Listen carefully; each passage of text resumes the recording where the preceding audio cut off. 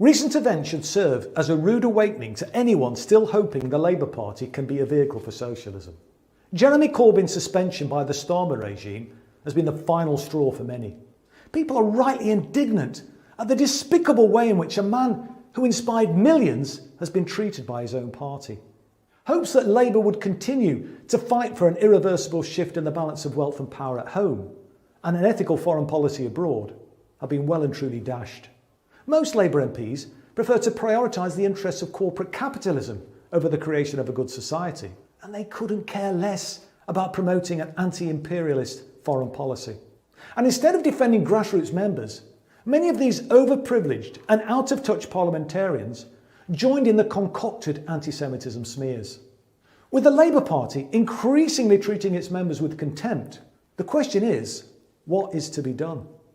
For a start, we need to initiate a grassroots campaign to encourage unions to defund and disaffiliate from the Labour Party, which can no longer claim to be the political voice of the organised working class.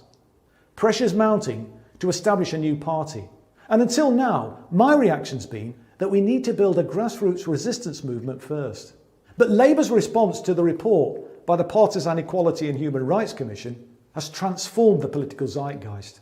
So I'm now actively discussing the prospects for a new party with key figures in the movement and how we can build meaningful collaboration between existing progressive left-wing parties and groups. From the outset of the smear campaign against the left, we've been clear-eyed in our judgment and swift in our action. We saw this coming and we challenged it, but our warnings fell on deaf ears, and now we're all paying the price.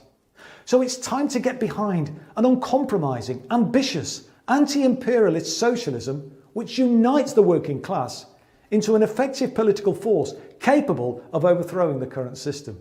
That cannot and will not be achieved from within the Labour Party. The potential's enormous, but the challenges are immense. This isn't an easy path, but it's a path we must follow to have any chance of realising the hope and potential embodied by the Corbyn project.